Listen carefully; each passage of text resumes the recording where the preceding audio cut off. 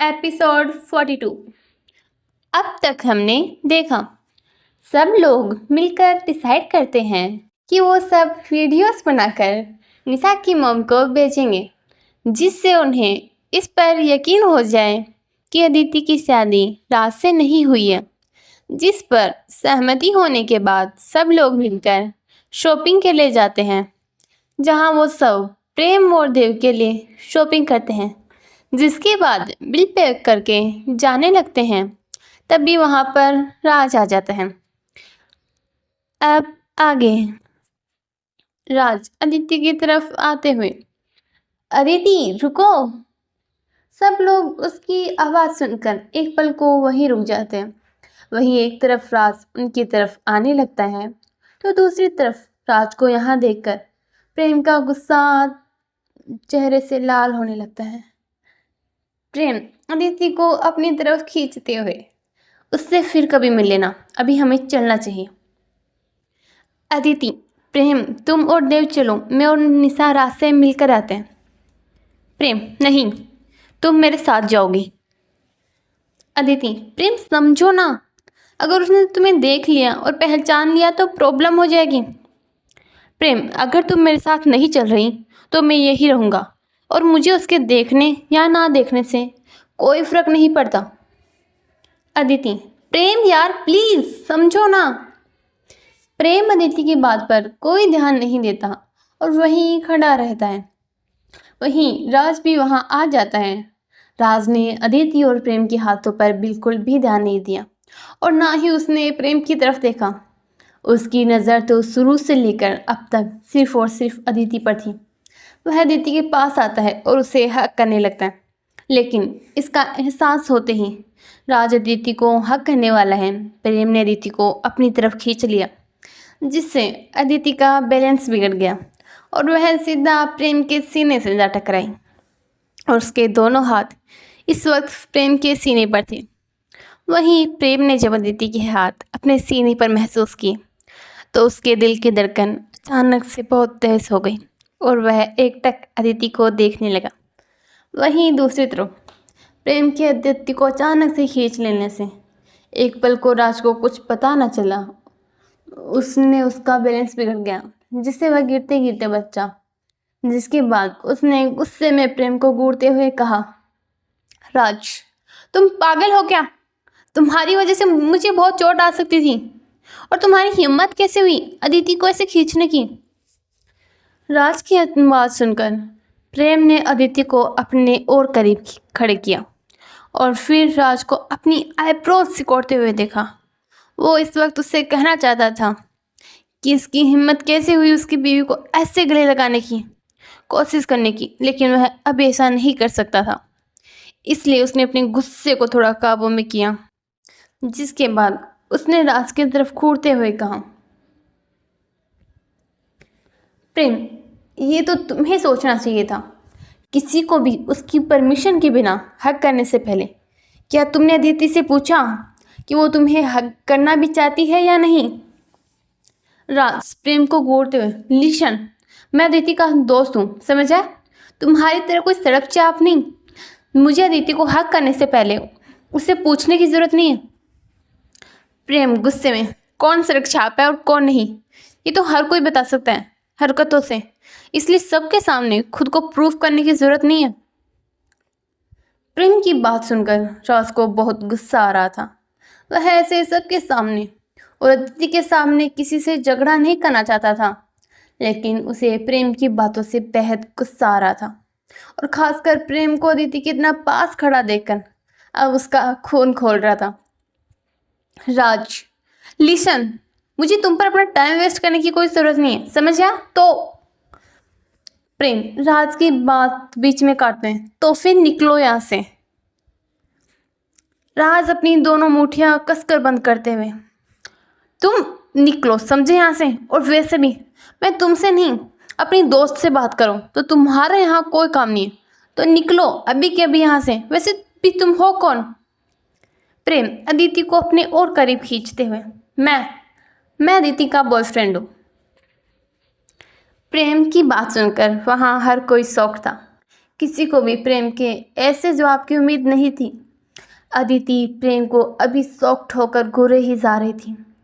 वहीं निशा और देव को अब सामने का सीन देखने में मज़ा आ रहा था, इसलिए दोनों एक्साइटेड होकर एक दूसरे के कंधे पर हाथ धर कर सामने का सीन देख रहे थे, जैसे कि दो रोमियो अपनी जूलियट के लिए लड़ रहे हो। ये किसकी है? जहां उन्हें अब प्रेम का पलड़ा भारी लग रहा था, वहीं राज प्रेम की बात सुनकर सबसे ज़्यादा शौक था, और वह कभी प्रेम को तो कभी अदिति को शॉक्ड होकर देख रहा था। राज हकलाते हुए, अदिति, क्या क्या ये सही कह रहा है कि क्या तुम इसे पसंद करती हो? प्रेम, अदिति से क्यों पूछ रहे हो? मैं कह रहा हूँ ना, क्या ये काफ़ी नहीं है? वैसे भी क्या तुम्हें हम दोनों को देखकर भी डाउट है अभी तक? राज लगभग प्रेम को वार्निंग देते हुए, तुम चुप करो, मैं अदिति से पूछ रहा हूँ, समझ आ? तो तुम्हें बीच में बोलने की ज़रूरत नहीं है। वैसे भी ये मेरे और अदिति के बीच का मामला है। प्रेम, शायद तुमने सुना नहीं, मैं अदिति का बॉयफ्रेंड हूँ, तो अब उसका हर मामला मेरा मामला है। राज प्रेम को इग्नोर करते हुए, अदिति तुम बोलो ना, प्लीज़ बोलो ना कि ये लड़का झूठ कह रहा है, ये तुम्हारा बॉयफ्रेंड नहीं है, तुम इसे नहीं जानती, प्लीज़ अदिति बोलो ना।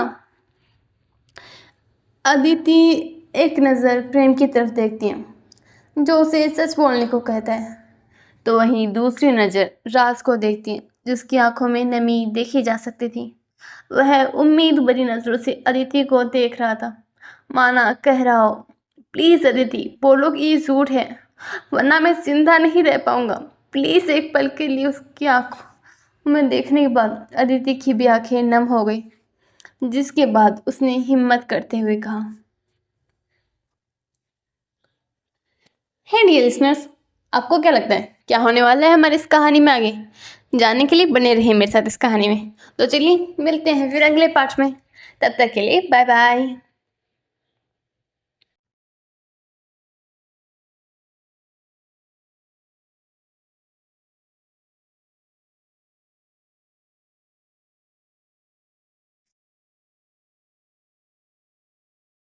एपिसोड 43। अब तक हमने देखा सब लोग शॉपिंग के लिए आए हुए थे, जहां उन्हें राज दिखा, जिसे देखकर प्रेम को बिल्कुल भी अच्छा नहीं लगा। वहीं राज जब अदिति के नज़दीक आने की कोशिश करता है, तो प्रेम राज को बताता है कि अदिति उसकी गर्लफ्रेंड है, जिस पर राज को काफ़ी बुरा लगता है। लेकिन उसे प्रेम की बातों पर यकीन नहीं होता, और वह अदिति से पूछता है कि क्या प्रेम सच कह रहा है। अब आगे राज प्रेम को इग्नोर करते हुए, अदिति तुम बोलो ना, प्लीज़ बोलो ना कि लड़का झूठ कह रहा है, ये तुम्हारा बॉयफ्रेंड नहीं है, तुम इसे नहीं जानती, प्लीज़ अदिति बोलो ना। अदिति एक नज़र प्रेम की तरफ देखती है, जो उसे सच बोलने को कहता है, तो वही दूसरी नज़र राज को देखती है, जिसकी आंखों में नमी देखी जा सकती थी। वह उम्मीद भरी नज़रों से अदिति को देख रहा था, मानो कह रहा हो कि प्लीज़ अदिति बोलो कि ये झूठ है, वरना मैं जिंदा नहीं रह पाऊंगा, प्लीज़ एक पल के लिए। उसकी आंखों में देखने के बाद अदिति की आंखें भी नम हो गई, जिसके बाद उसने हिम्मत करते हुए कहा, अदिति राज ये सच है कि मैं इसे डेट कर रही हूँ। अदिति की बात सुनने के बाद राज अपने आंसू को छुपाते हुए उससे कहता है, तो तुमने मुझे बताया क्यों नहीं? राज की बात पर प्रेम कुछ बोलने ही वाला था कि तभी अदिति ने प्रेम को कुछ ना कहने को कहकर आगे कहा, अदिति मन में, मैं नहीं चाहती प्रेम, अब राज अब तुम्हें और तकलीफ हो, इसलिए आज तुम्हारा इस सच को मान लेना बहुत ज़रूरी है कि मैं कभी भी तुम्हारी नहीं हो सकती हूँ, और उसके लिए तुम्हें मेरी इस बात पर यकीन करना ज़रूरी है, वरना तुम हमेशा एक उम्मीद में रहोगे, और मैं तुम्हें कोई झूठी उम्मीद के साथ हर रोज़ तड़पता हुआ नहीं देख सकती। इसलिए आज तुम्हारा मेरी इस बात पर यकीन करना ज़रूरी है कि मैं किसी और की ज़िंदगी का हिस्सा बन चुकी हूँ। मैं जानती हूँ तुम्हें बहुत तकलीफ़ होगी, लेकिन मुझे करना होगा। हो सके तो मुझे माफ़ कर देना राज। तुम दुनिया के सबसे अच्छे दोस्त हो, लेकिन इसके अलावा मैंने तुम्हारे बारे में कभी कुछ नहीं सोचा। अदिति सास से वो इसलिए क्योंकि उस वक्त तुम बाहर गए हुए थे और तुम्हारे आने के बाद मुझे कभी तुम्हें बताने का टाइम ही नहीं मिला। इसलिए मैं एक अच्छा मौका ढूंढ रही थी तुम दोनों को मिलाने के लिए। इसलिए मैंने आज तक तुम्हें इससे नहीं मिलवाया। और अगर तुम्हें याद हो तो मैंने तुम्हें अपने किसी दोस्त के बारे में बताया था। वह यही है, बस दोस्त से कुछ ज़्यादा है। राज, तो क्या तुम उसे सच में प्यार करती हो? अदिति एक नज़र प्रेम और राज को देखने के बाद एक लंबी सांस लेकर कहती है, हाँ। राज अपने आंसू को पोंछता है और उससे कहता है, ओह, आई एम सॉरी, मैं कुछ ज़्यादा ही रिएक्ट कर गया, पर मैं ये नहीं करना चाहता और मैं तुम्हारे लिए बहुत खुश हूँ प्रेम से। और तुम जो भी हो, अदिति तुमसे प्यार करती है तो कभी भी उसका दिल मत तोड़ना और उससे खरोच भी नहीं आनी चाहिए, नहीं तो तुम्हें ये बहुत भारी पड़ेगा। मेरा नाम राज कपूर है और मैं सब कुछ बर्दाश्त कर सकता हूँ, लेकिन अदिति की आंखों में आंसू नहीं, तो ध्यान रखना इसका। अदिति, राज क्या तुम ठीक हो? राज हंसते हुए, हाँ मैं ठीक हूँ, मुझे क्या हुआ? वो मुझे याद आया, मुझे यहाँ कुछ काम है, तो तुम लोग जाओ, मैं ओके कॉलेज में मिलते हैं, बाय बाय। यह कहकर राज वहाँ से जाने लगता है। वहीं अदिति उसकी ये हालत देखी नहीं जा रही थी। वह उसके साथ जाकर उसे समझाना चाहती थी, उसे शांत करवाना चाहती थी, लेकिन उसे अकेला नहीं छोड़ना चाहती थी।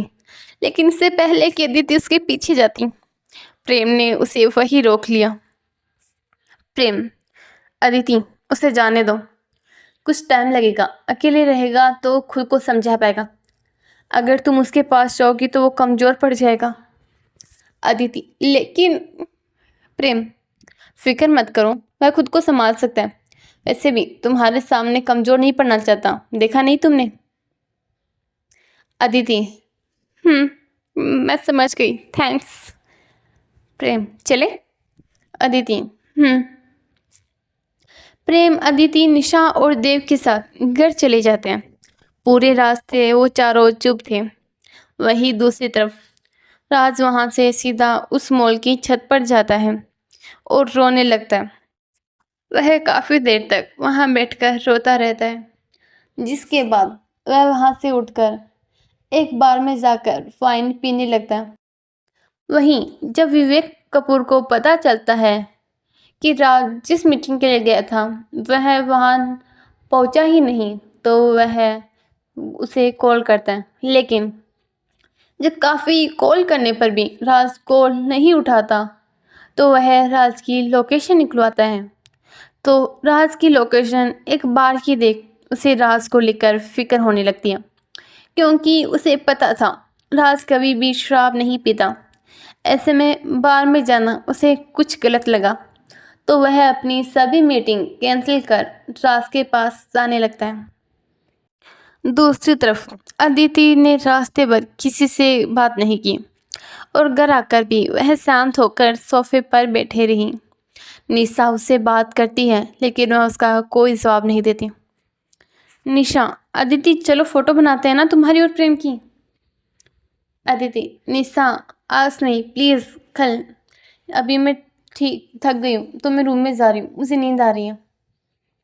निशा, अदिति खाना। अदिति, निशा तुम सब खा लो प्लीज़, मेरा मन नहीं है, खाना खाकर तुम सब भी रेस्ट करना, सुबह मिलते हैं। यह कहकर अदिति अपने रूम में चली जाती है।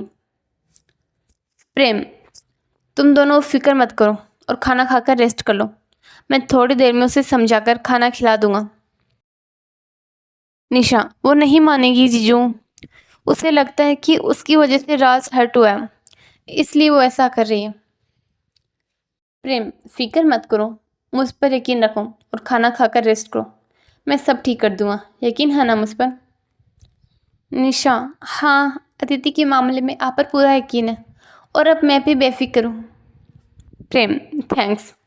प्रेम थैंक्स कहकर ऊपर रूम में चला जाता है तो वही निशा और देव खाना खाने लगते हैं।